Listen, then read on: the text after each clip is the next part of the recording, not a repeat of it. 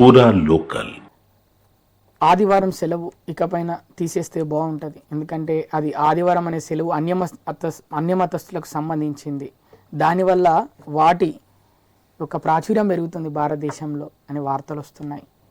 అలాగే ఇటు శివాజీ మహారాజు జయంతి, ఈయన జయంతిని ఫిబ్రవరి 19ని నేషనల్ హాలిడేగా భారతదేశం మొత్తం హాలిడేగా ప్రకటించాలని ఇటు డిమాండ్లు వస్తున్నాయి. వీటి మీద, ఈ రెండింటి మీద మీ స్పందన ఏంటి?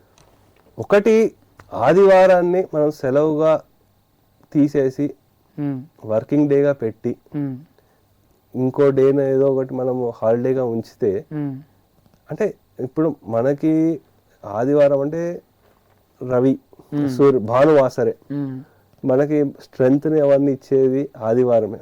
అటువంటి రోజు మీరు శనివారం రోజు తాగి పడుకోండిరా, ఉదయం ఎప్పుడో 10ంటికో 11ంటికో ఎప్పుడో లేవండి. చాలా మంది ఏంటంటే ఆదివారం ఒక హాలిడే కాబట్టి మనకి ఎక్కువ స్ట్రెస్ లేదు కాబట్టి హాయిగా పడుకొని, అసలు ఆదివారం రోజే ఎక్కువ కష్టపడాల్సిన దానికి ఇప్పుడు ఏం చూస్తున్నాం అంటే అందరూ ఆదివారం అందరు రిలాక్స్ గా ఉంటున్నారు. కానీ దానికి ఏంటంటే ఇంకోటి చూడాల్సింది స్ట్రెస్ వర్క్. మనం ఇప్పుడు ప్రపంచం అంతా ఒక చిన్న గ్లోబల్ విలేజ్ అయ్యింది.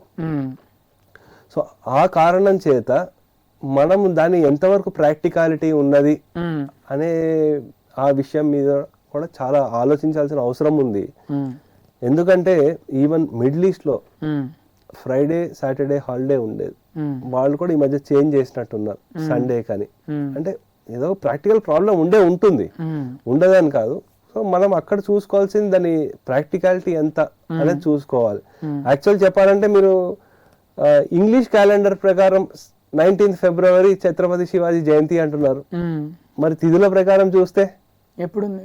అది చేంజ్ అవుతుంది. అంటే నేను చెప్పేది ఏంటంటే ఒక్కొక్కసారి మనం ఆ ప్రాక్టికాలిటీకి మనం చూసుకుంటూ ఉండాలి. సో అందు గురించి ఏంటంటే మనకి ఇప్పుడు ప్రపంచంలో అన్నిటి ఒకటి అంటే మనం వేరే అంటే ఒకసారి నడవదు అది.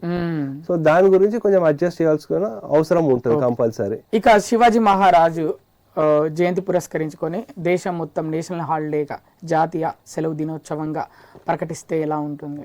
చాలా బాగుంటుంది. సో మనకి ఏంటంటే ఇప్పుడు ఈ సెలవులు ఎన్నైతే ఉన్నాయో, ఇప్పుడు కొంతమంది ఉన్నారు, ఇప్పుడు హిందువులు ఉన్నారు, వాళ్ళ క్రిస్మస్ తో సంబంధం లేదు. అలాగే మన ఇప్పుడు రంజాన్ ఈద్ అంటారు, ఆ రోజు వాళ్ళు ఏం చేసుకోరు కదా. సో అటువంటి వాళ్ళకి ఇది ఒక హాలిడే ఇస్తే చాలా సంతోషిస్తారు, గర్విస్తారు. ఎందుకు ఇలా ఇచ్చారు, వారి గురించి ఇంకా తెలుసుకునే అవకాశం వస్తుంది.